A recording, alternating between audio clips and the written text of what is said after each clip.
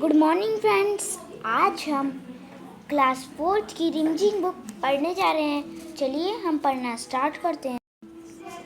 तो फ्रेंड्स, ये हमारा पोयम है चैप्टर 11 पढ़क्कू की सूझ। मतलब पढ़क्कू किसे कहते हैं? जो बहुत ही ज़्यादा पढ़ता है। की सूझ का मतलब जो बहुत ही ज़्यादा पढ़ते हैं उन लोग कैसा सोचते हैं, वही पढ़क्कू की सूझ। ठीक है। एक पढ़क्कू बड़े तेज थे, तरकश शास्त्र पढ़ते थे, जहाँ न कोई बात वहाँ भी नई बात करते थे। तो एक पढ़क्कू का मतलब क्या होता है? जो बहुत ही ज़्यादा पढ़ता है उसे पढ़क्कू कहते हैं।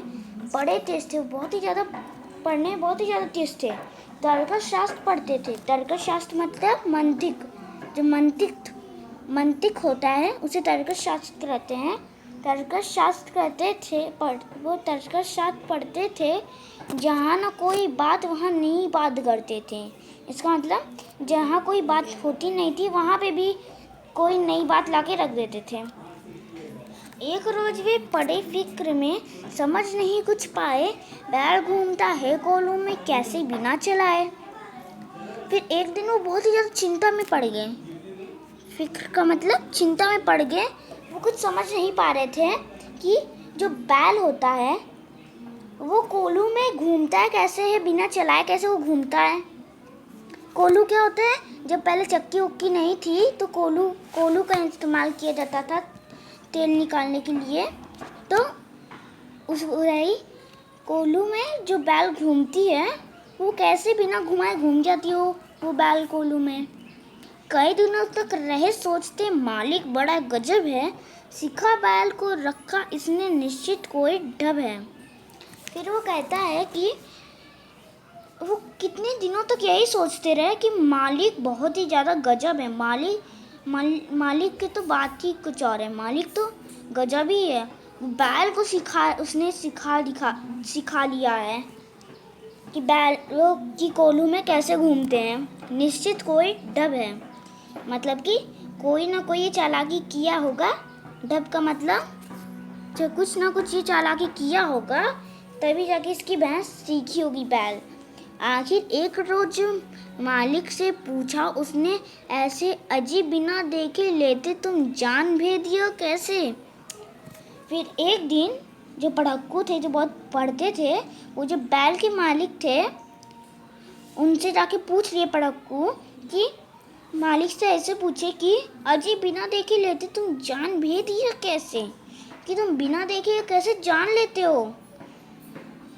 कोलू का ये बैल तुम्हारा चलता या अड़ता है, रहता है घूमता खड़ा हो या पागुर करता है।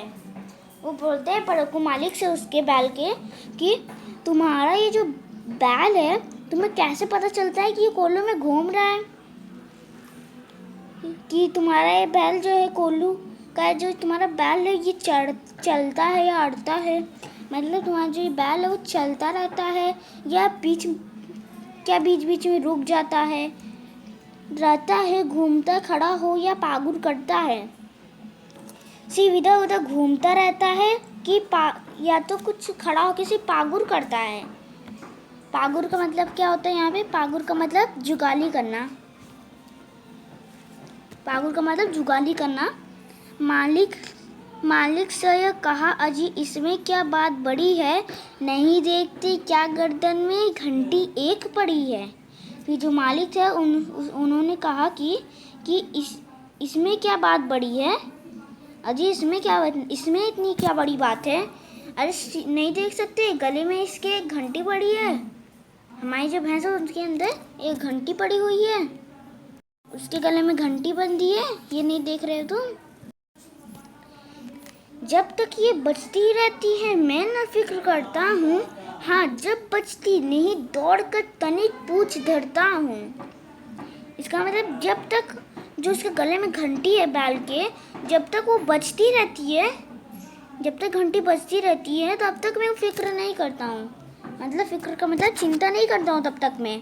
हाँ जब ये बजना बंद हो जाती है तो दौड़ के आता हूँ और इस पे पूछ धरता हूँ। मतलब कि इससे पूछताछ करता हूँ, क्यों नहीं कर रही हो। तनिक पूछ धरता हूँ, मतलब कि आके उसकी पूछ पकड़ लेता हूँ। कहाँ पड़कू ने सुनकर तुम रहे सदा के गोरे, बेवकूफ़ मंतिक की बातें समझ सकोगे थोड़े। फिर जो पड़कू थे वो जो मालिक थे बैल के उससे कहे कि तुम तो कुछ नहीं समझ पाओगे। बैल के मालिक से कहने लगे पड़कू कि तुम तो कुछ नहीं समझ पाओगे। ये जो मंतिक की बातें हैं, चरकस शास्त्र की जो मंतिक की बातें हैं वो तुम्हारे समझ के एकदम बाहर है, तुम थोड़ी ना उसे समझ सकते हो। अगर किसी दिन बैल तुम्हारा सोच समझ अड़ गया है, चले नहीं बस अड़ा खड़ा खड़ा गर्दन को खूब हिलाए। तो जो मालिक था बैल का उसने कहा था कि जब तक घंटी बजती रहती है तब तक मैं थोड़ी ना फिक्र करता हूँ, मुझे तो पता रहता है कि जब बैल कोलू में घूम रही है, और अगर नहीं घूमती तो मैं आके उसकी पूंछ पकड़ लेता हूँ। तो फिर जो पड़कू थे वो बोलते हैं कि अगर तुम्हारी जो बैल है वो सिर्फ बैठी रहे और बस अपनी गर्दन को हिलाए और घंटी बजती रहे तब तक तुम नहीं आओगे वहाँ पे। घंटी टुन टुन खूब बजेगी, तुम ना पास आओगे, मगर बूंद भर तेल सांझ तक भी कुछ तुम पाओगे। फिर पड़कू बोलते हैं कि गर्दन अपना हिलाती रहेगी वो तो घंटी तो बजती रहेगी। जब तक घंटी टुन टुन खूब बजेगी तुम तो पास नहीं आओगे, पर तुम्हारा एक बूंद भी तेल तुमको नहीं मिलेगा। मालिक थोड़ा हंसा और बोला कि पड़कू जाओ, सीखा है यह ज्ञान जहाँ से वहीं इसे फैलाओ। फिर जो बैल के मालिक थे उन्होंने कहा कि जाओ पड़कू, जहाँ से ये ज्ञान लाए वहीं पे उसे फैलाओ। यह सभी कुछ ठीक ठाक ही है, यह केवल माया है, बैल हमारा नहीं अभी तक मंतिक पढ़ पाया है। फिर बैल के मालिक कहते हैं कि जहाँ से ज्ञान लाया वहीं जाके फैलाओ। जो हमारी बैल है ना, सब कुछ ठीक ठाक चल रहा है, ये सब सिर्फ माया है। हमारी जो बैल है वो आज तक कभी मंतिक नहीं पढ़ पाएगी, इसलिए वो अपनी गर्दन नहीं हिलाएगी। वो चालाक नहीं है, वो अपनी गर्दन हिला हिला के घंटी नहीं बजाएगी, वो इतनी होशियार नहीं होती है बैल, इसलिए वो सिर्फ घूमती रहेगी। तो इसका राइटर कौन है? रामधारी सिंह दिनकर। तो ये पूरी पोएम रामधारी सिंह दिनकर ने लिखी हुई है। तो इस पूरी पोएम में क्या हुआ, एक जो पड़कू थे वो बहुत तेज थे, वो तर्कश शास्त्र पढ़ते थे, जहाँ कोई बात नहीं वहाँ पे नई बात करते थे। एक दिन वो बहुत चिंता में पड़ गए, कुछ समझ नहीं पाए कि बैल जो होता है वो कोलुक में घूमता रहता है कैसे बिना चलाए। वो कितने दिनों तक यही सोचते रहे कि मालिक कितना गजब है कि बैल जो है उसको भी सिखा दिया है, कोई ना कोई तो उसने चालाकी लगाई है। फिर एक दिन वो मालिक से गए पूछने, और उन्होंने ऐसे पूछा कि आप कैसे जान लेते हैं कि आपका जो बैल है वो कोलू में घूम रहा है बिना देखे, आप कैसे जान लेते हैं? कोलू का जो तुम्हारा बैल है वो चलता रहता है या खड़ा हो जाता है एक जगह, घूमता रहता है या पागुर करता रहता है कि जुगाली करता रहता है, क्या करता है तुम्हारा बैल, तुम्हें कैसे पता चल जाता है?